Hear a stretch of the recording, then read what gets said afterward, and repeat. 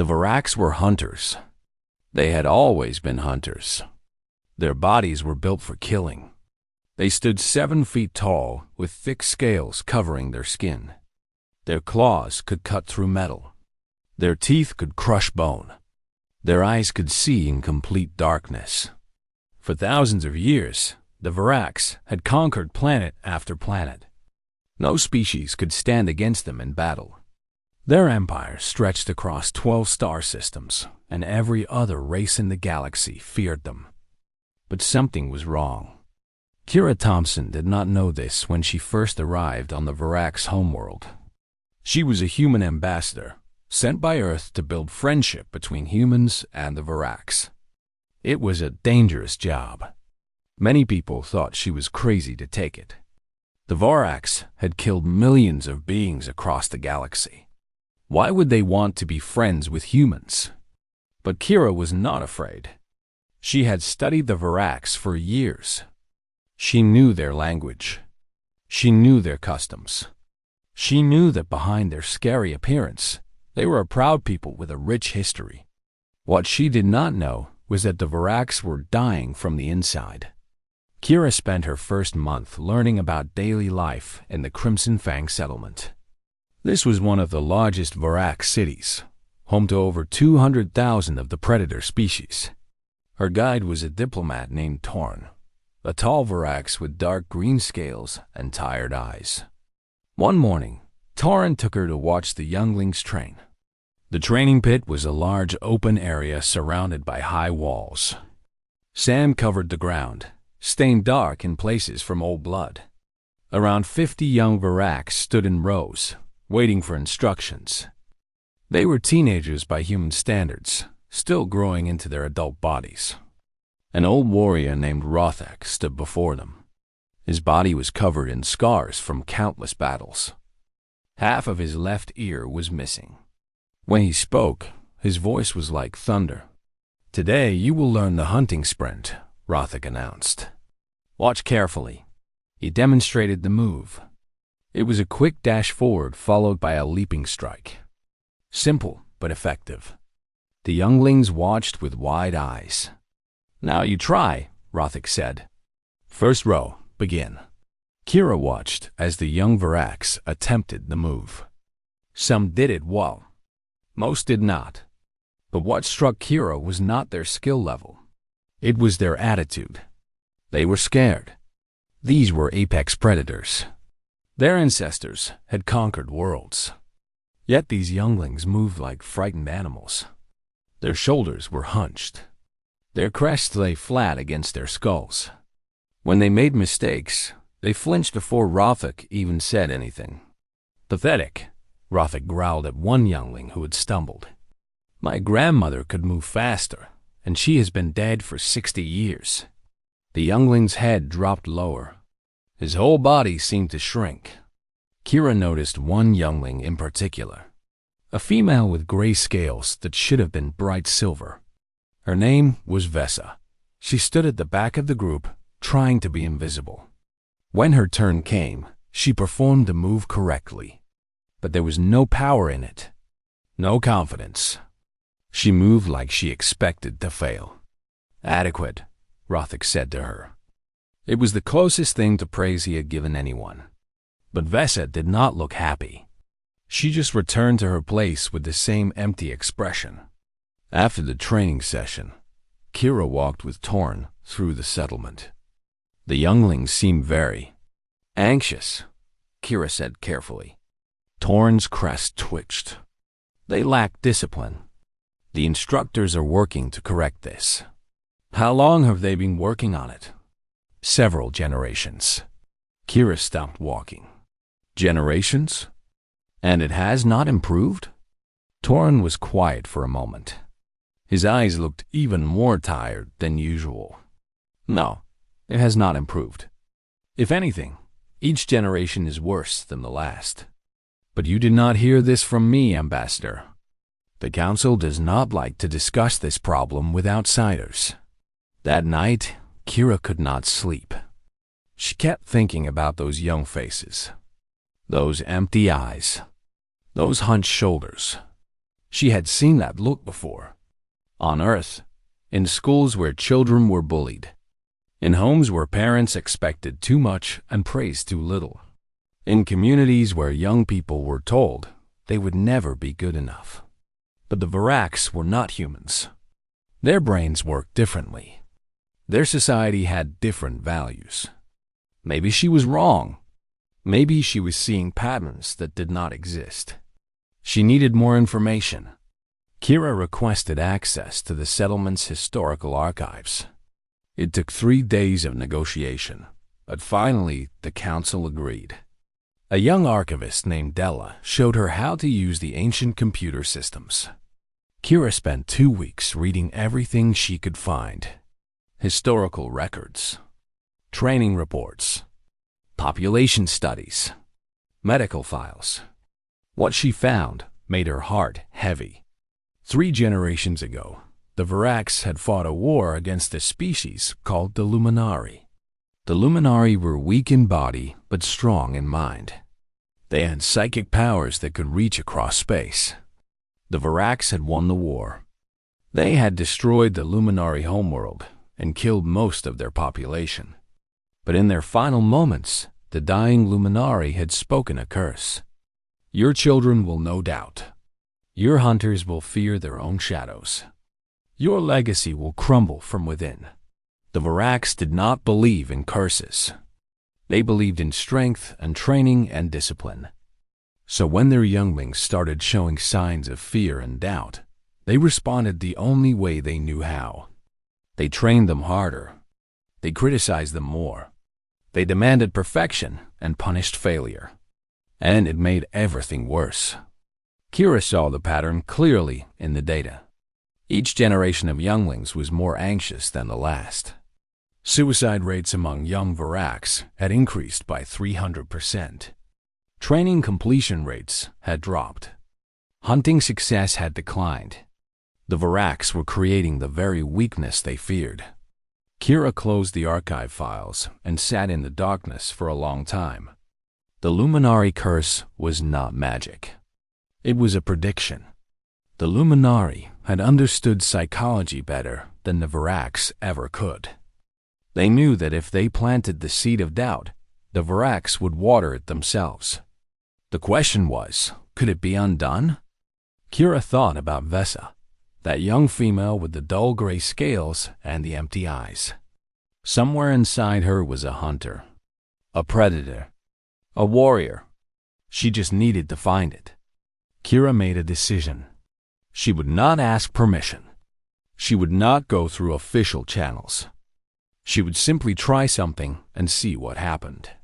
After all, what was the worst that could happen? They might kill her. But Kira had not come all this way to play it safe. She had come to make a difference. Kira began spending more time at the training pits. She told Torin that she wanted to understand Varak's culture better. This was true, but it was not the whole truth.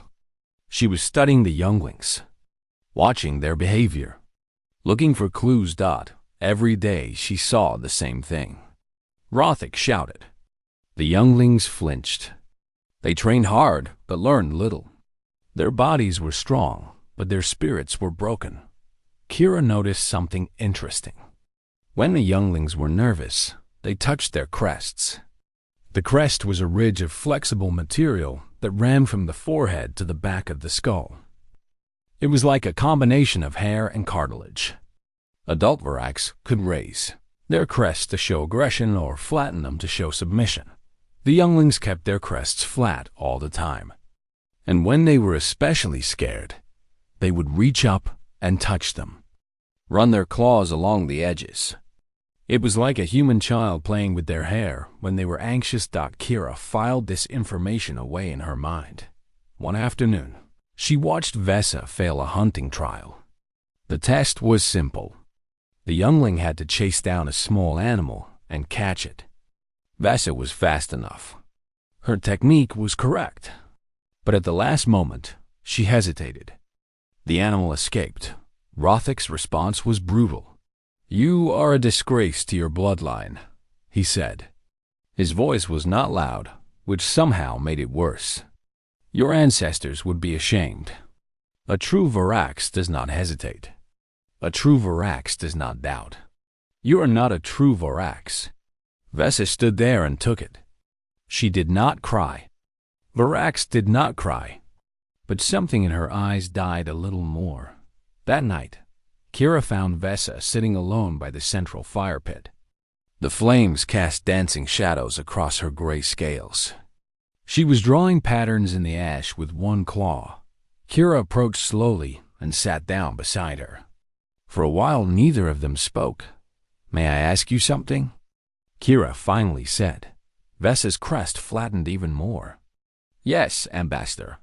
When you look at yourself, what do you see?" The question seemed to confuse the youngling. She was quiet for a long moment. "I see failure," she said at last. "I see weakness. I see a hunter who cannot hunt, a predator who cannot kill. And when you look at the warriors of old, the legends from your history," Vesa's eyes moved to the fire. "I see strength, power, certainty, everything that I'm not. Did you know that humans had a similar problem once?" This got Vesa's attention. She turned to look at Kira with curiosity. "Humans are weak. Your bodies are soft. You have no claws, no fangs. How could you have a problem with confidence?" Kira smiled. "You are right that our bodies are weak. But our minds can be strong or weak, just like yours. And for many years, many human younglings felt the same way you feel now. They looked at themselves and saw only failure. They believed they could never be good enough. How did you fix it?" "We learned something important. We learned that how you see yourself can change how you feel about yourself. And how you feel about yourself can change what you can do." Vesa's crest twitched slightly. "I do not understand." Kira thought about how to explain it. "On my world, warriors used to prepare for battle in special ways. They would paint their faces. They would wear special clothes. They would style their hair in ways that made them look fierce and strong. This was not just for show. When they looked at themselves and saw a warrior, they felt like a warrior. And when they felt like a warrior, they fought like a warrior." "You are saying that appearance can change ability?" "I am saying that appearance can change belief. And belief is the foundation of everything else. You have the skills, Vesa. I have watched you train. Your technique is correct. Your body is strong. But when you look at yourself, you see weakness. So you fight like you are weak." Vesa was quiet for a long time. The fire crackled and popped. "What would you do?" she asked finally. "If you wanted to change how I see myself." Kira had been waiting for this question. "Your crest. It is very important to your people, yes? A sign of status and power?" "Yes. Adults raise their crests to show dominance. Younglings keep their crests flat to show respect. What if I told you that humans have ways of styling such things? Ways that can make anyone look like a warrior?" Vesa's amber eyes widened. "You would do this for me? If you will allow it. It may seem strange. It may feel uncomfortable. But I promise you, when I am finished, you will look at yourself and see something different." For a moment, Kira thought Vesa would refuse. The youngling's claws dug into the sand. Her body was tense with uncertainty. Then, slowly, she nodded. Kira led Vesa to her quarters. She had spent the last week gathering supplies. Heated wax that could shape the crest. Small metal rings and beads. Colored dyes made from local plants. Leather cords and bone fragments. She worked for 3 hours. The Varax crest was flexible, made of cartilage covered in scales. With careful manipulation, it could be shaped and molded. Kira wove sections together like braids. She used the heated wax to set the shape. She added copper rings that caught the light. When she was finally done, she held up a reflective panel. Vesa froze. The youngling in the reflection did not look weak. The crest had been transformed. It swept back from the forehead in 3 woven ridges, each one decorated with small metal rings. The central ridge rose higher than the others, creating a proud silhouette. The copper caught the light and gleamed like fire. Vesa looked like the warrior queens from the old stories. She looked like a hunter, a predator, a killer. Vesa could not finish the sentence. You look like exactly what you are, Kira said softly. A Varax. Something changed in Vesa's eyes. The emptiness was still there, but now there was something else. A spark, a flame, her claws extended without her meaning to do it. It was an involuntary threat display, something she had never managed during training. I want to hunt, Vesa whispered. Her voice was different, deeper, hungrier. Kira smiled. This was only the beginning. The next morning, Vesa walked into the training pit with her battle crest held high. Every head turned to look at her. Rothic's mouth opened, but no words came out. The other younglings stared with a mixture of shock and envy, and when the sparring began, Vesa moved like a completely different creature. She was fast. She was aggressive. She was certain. She won her first match in 30 seconds. Then she won her second. Then her third. Rothic finally raised his hand to stop the session. His eyes never left Vesa. What have you done to yourself? He asked. Vesa's crest rose even higher. I remembered who I am. From the edge of the training pit, Kira watched and smiled. The seed had been planted. Now she just had to help it grow. News traveled fast in the Crimson Fang settlement. By midday, everyone had heard about Vesa, the youngling with the strange crest. The one who had defeated 3 opponents without breaking a sweat. The one who walked like a warrior from the old legends. Kira returned to her quarters, expecting trouble. She thought the council might summon her. She thought Rothic might come to demand answers. She thought someone might be angry. Instead, she found Drex waiting outside her door. Drex was a young male Varax with dark brown scales and a nervous twitch in his tail. Kira had noticed him during training sessions. He was one of the worst performers. During sparring, he would hide in the shadows and try to avoid fighting. The other younglings called him a coward. Ambassador, Drex said. His voice was barely above a whisper. I saw what you did for Vesa. Would you? He could not finish the sentence. His crest lay so flat against his skull that it was almost invisible. Kira opened her door. Come inside. Drex followed her in, his tail tucked between his legs. He was shaking slightly. Kira realized that coming here had taken all of his courage. Sit down, she said gently. Tell me about yourself. The words came slowly at first. Then, faster, like water breaking through a dam, Drex told her about his father, a famous hunter who had killed a cave beast with his bare claws. His father had expected great things from Drex, but Drex was different. He was smaller than other males his age. His scales were thinner. His claws were shorter. I am a disappointment, Drex said. Everyone knows it. My father barely looks at me anymore. The instructors gave up on me long ago. I hide during sparring because I know I will lose. Every time I fight, I prove that I am worthless. Kira listened without interrupting. When Drex finally stopped talking, she asked a question. When you imagine yourself fighting, what do you see? I see myself losing. And what do you feel? Fear, shame, the certainty that I will fail. Kira nodded. Close your eyes. I want you to try something. Drex looked uncertain, but he closed his eyes. Now I want you to imagine a different Drex. A Drex who is not afraid. A Drex who walks into battle knowing he will win. What does that Drex look like? Drex's brow wrinkled with effort. I do not know. I cannot see it. Then let me show you. Kira worked on Drex for 4 hours. His crest was different from Vesa's. Where hers was smooth and elegant, his was rough and uneven. So Kira designed something different for him. She created tall spikes along the center of his crest, each one standing straight up like a blade.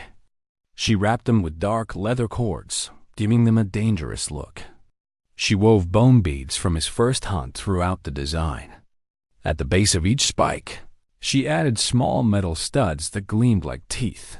When Drex opened his eyes and saw his reflection, he did not freeze like Vesa had.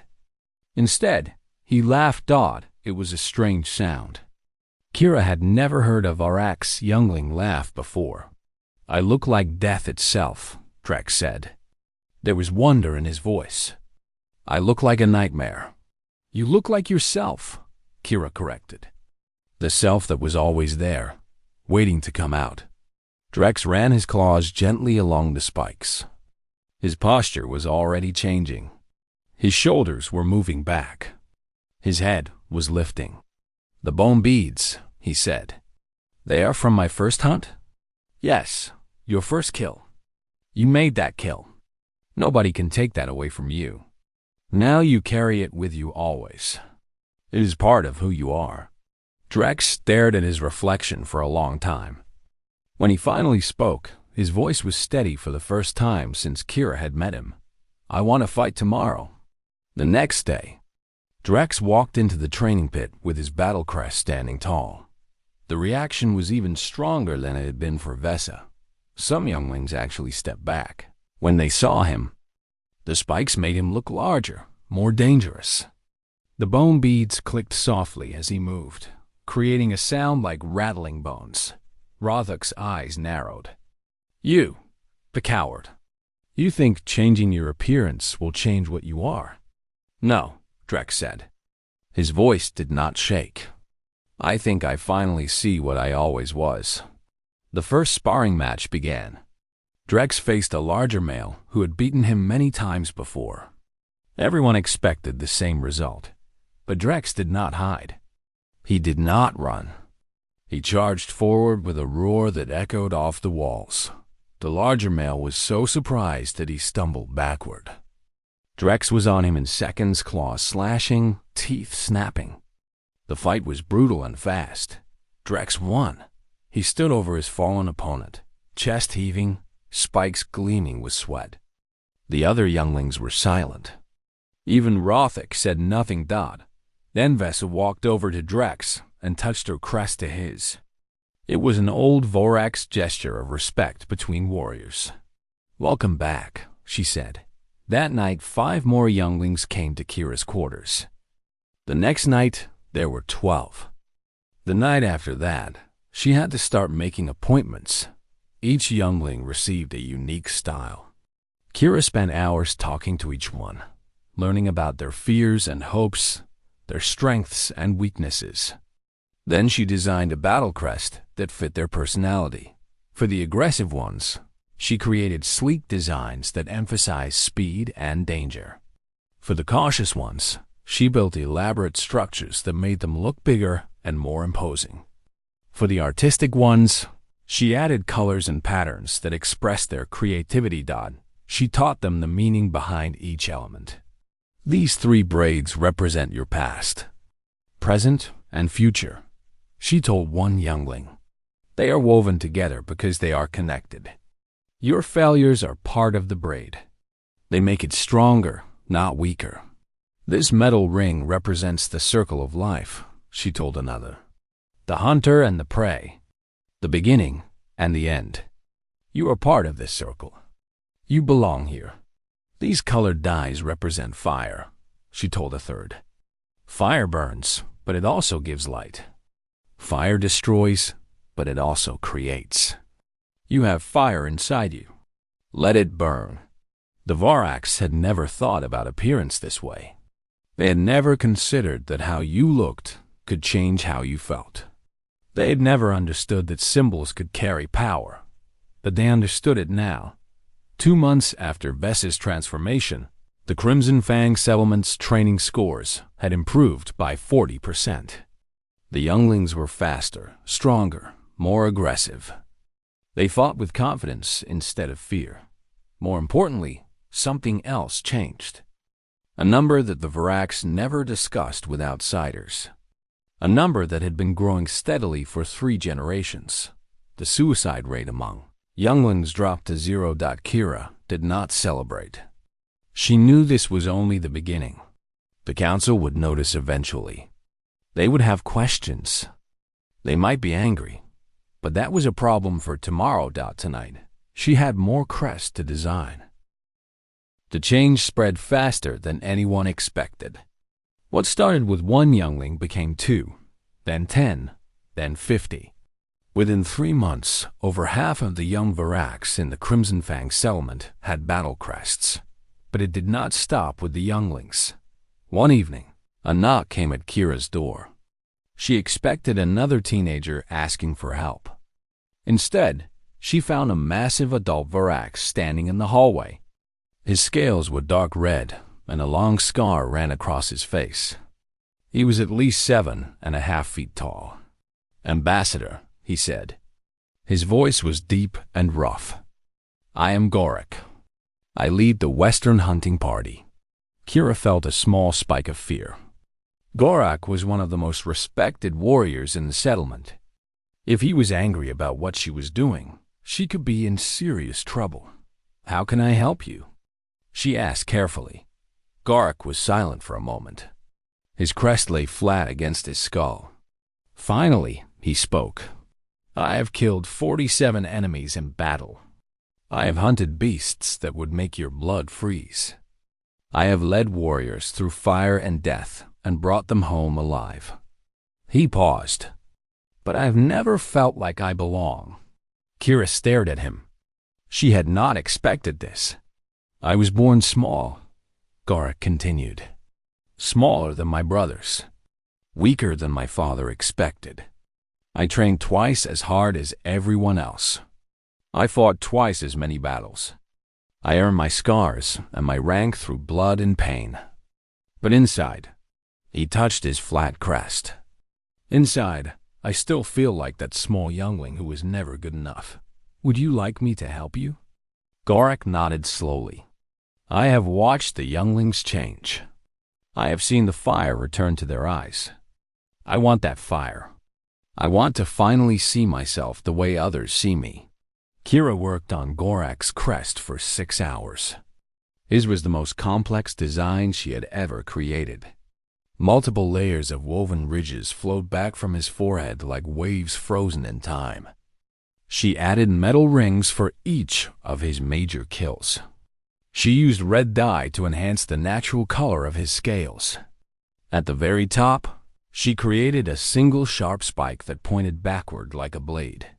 When Gorak saw his reflection, he stood motionless for a full minute. Then his crest rose slowly, fully, for the first time in his life. "I look like a war chief," he said quietly. "You are a war chief," Kira replied. "Now you know it." Gorak's transformation changed everything. If the greatest warrior in the settlement could embrace the battle crest, then anyone could. The stigma disappeared overnight. Adults began coming to Kira, warriors who had fought in dozens of battles but still doubted themselves. Hunters who had provided for their families for years but never felt worthy. Parents who wanted to set an example for their children. Kira could not handle them all alone. She needed help. She chose Vesa and Drex as her first students. For weeks, she taught them everything she knew about human hairstyling. She explained the psychology behind different designs. She showed them how to read a person's personality and create something that fit them perfectly. "The crest is not just decoration," she told them. "It is a statement. It tells the world who you are. More importantly, it reminds you who you are. Every time you see your reflection, you remember your strength." Vesa learned quickly. She had a natural eye for beauty and balance. Her designs were elegant and flowing, like water in motion. Drex was different. His designs were bold and aggressive, full of sharp angles and dark colors. They were not pretty, but they were powerful. Soon Kira had 10 students. then 20.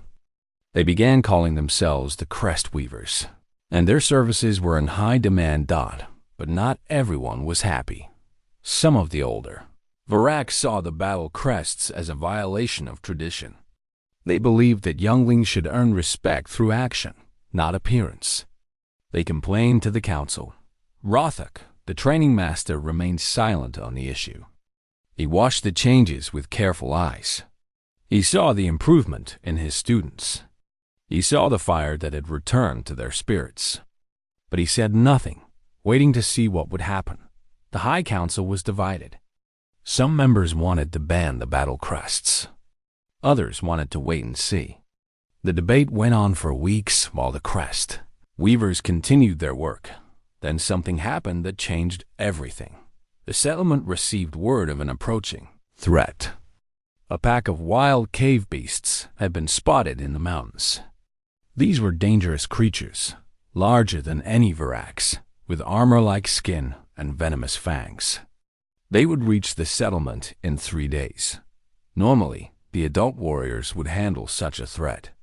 But the cave beasts were numerous, and many warriors were away on a trading mission. The settlement did not have enough fighters. Someone suggested using the Youngs, thought it was a desperate idea. Younglings had not fought in a real battle for generations. They were not ready. They would be slaughtered. But Vesa stepped forward. "We are ready," she said. Her battle crest stood tall and proud. "We have trained. We have prepared. And now we have the fire." Behind her, 50 younglings stood in formation. Every one of them wore a battle crest. Every one of them had steel in their eyes. Garak looked at them for a long moment. Then he nodded. "The younglings will fight," he announced. "I will lead them myself." The next 2 days were a blur of preparation. Kira worked without sleep, creating battle crests for the younglings who did not have them yet. Vesa and Drex worked beside her, weaving and shaping as fast as they could. On the morning of the battle, the younglings gathered at the settlement gates. Their crests gleamed in the rising sun. Their claws were sharp. Their eyes were hard. Garak raised his fist, and they moved out into the mountains. Kira watched them go, her heart tight with fear. She had started this. If the younglings died, it would be her fault. All she could do now was wait. The waiting was the hardest part. Hours passed with no word. Kira paced her quarters until she thought she would go mad. What if she had made a terrible mistake? What if the battle crests had given the younglings false confidence?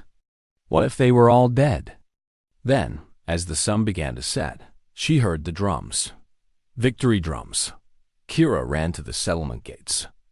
A crowd was already gathering. In the distance, she could see figures moving down the mountain path. The younglings were returning. They were covered in blood and dirt. Some were limping. Some were being carried by their companions. But they were alive. All of them. And behind them, they dragged the bodies of 12 cave beasts. The crowd erupted in cheers. Varaks, who had not smiled in years, were laughing and crying. Parents embraced their children. Warriors clapped the younglings on the back.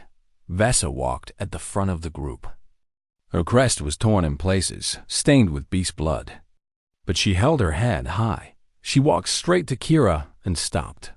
"We did it," Vesa said. "We actually did it." "I never doubted you," Kira replied. Vesa's crest rose even higher. "I did.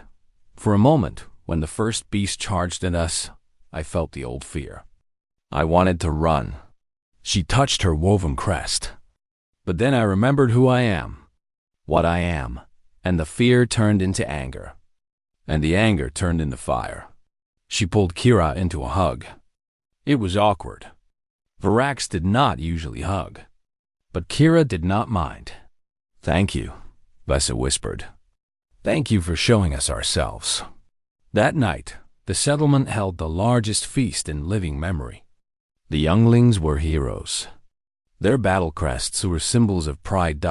And somewhere in the shadows, The members of the High Council watched with thoughtful eyes. Change was coming. 1 week after the battle, Kira received a message from the High Council. She was to appear before them immediately. She had been expecting this. The victory against the cave beasts had saved her from immediate punishment, but the Council still had questions. They still had concerns. And they had the power to end everything she had built. The council chamber was designed to frighten visitors. It was a massive room carved from black stone. 12 chairs sat in a semicircle, each one holding an ancient varax. These were the oldest and most powerful members of their species. Some of them had lived for over 300 years. At the center sat the High Matriarch. She was smaller than the others. Her scales faded to pale gray, but her eyes were sharp as knives. She had ruled the Varax for over a century. Kira walked to the center of the room and stood before them. She kept her head high and her hands steady. "Ambassador Thompson," the High Matriarch said. Her voice was soft but carried easily through the chamber.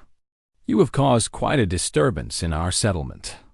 I apologize if I have overstepped," Kira replied carefully. "You have changed our younglings. You have given them decorations, ornaments, vanity.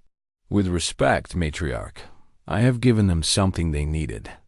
Something that was taken from them generations ago. And what is that? Belief in themselves." A murmur ran through the council.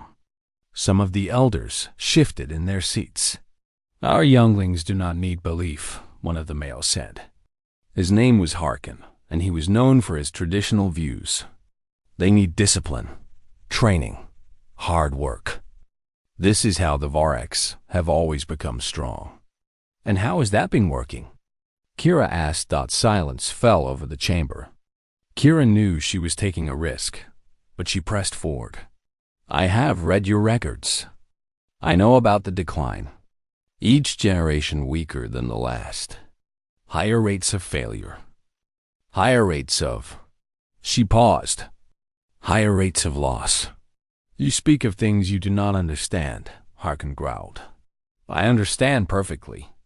3 generations ago, you defeated the Luminari. They cursed you with their dying breath. And ever since, you have been fulfilling that curse yourselves.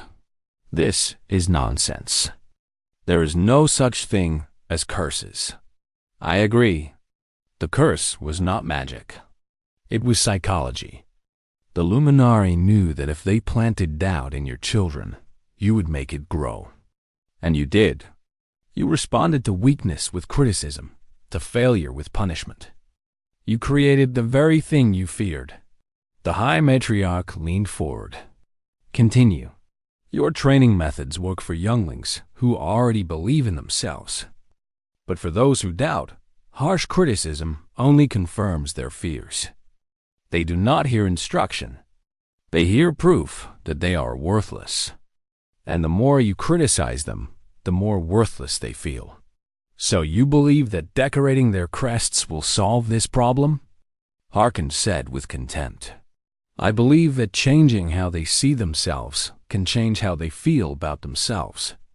And yes, the battle crests are part of that. When a youngling looks in the mirror and sees a warrior, they begin to feel like a warrior. And when they feel like a warrior, they can become one.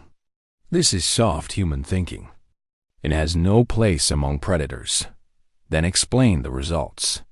Kira gestured toward the entrance of the chamber. "Your younglings just fought a battle against cave beasts.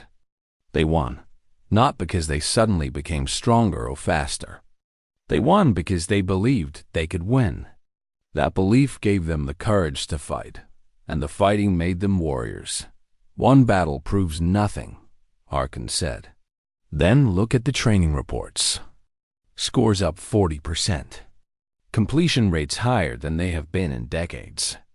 And the number you do not like to discuss. The number of young lives lost to despair. That number is 0 now. 0. Another murmur ran through the council. Even Harkin had no response to that. The High Matriarch was silent for a long moment. Her ancient eyes studied Kira with an intensity that was hard to bear. "Rothik," she said finally, "you have been listening. Speak." Kira turned to see the scarred training master emerging from the shadows at the edge of the chamber. She had not noticed him there. Rothik walked forward slowly. His face was hard to read. "I have trained younglings for 40 years, he said. "I have watched them struggle and fail. I have blamed them for their weakness. I have blamed their parents. I have blamed the times we live in." He stopped beside Kira. "I was wrong." Harkin made a sound of protest, but the High Matriarch raised her hand for silence. "The humans saw what we could not," Rothik continued. "We were so focused on making our younglings strong that we forgot to make them believe they could be strong. We taught their bodies but ignored their spirits. And spirits without belief are like blades without edges. They may look dangerous, but they cannot cut." He turned to face the council directly. "I have seen the change with my own eyes. Younglings who would not meet my gaze now stand proud before me. Younglings who ran from every fight now charge into battle. The fire that we thought was gone forever has returned. And it was not our methods that brought it back. It was the human." The chamber was silent. Kira held her breath. The High Matriarch rose from her chair. Despite her age, she moved with grace and power. She walked down from the platform and stood before Kira. "Show me," she said. "Matriarch, show me what you have done. I want to see these younglings with my own eyes." Kira led the High Matriarch and the council to the training pits. Word had spread quickly, and a crowd had gathered. The younglings waited in formation, their battle crests gleaming in the sunlight. Vesa stood at the front. Her crest had been repaired and enhanced since the battle.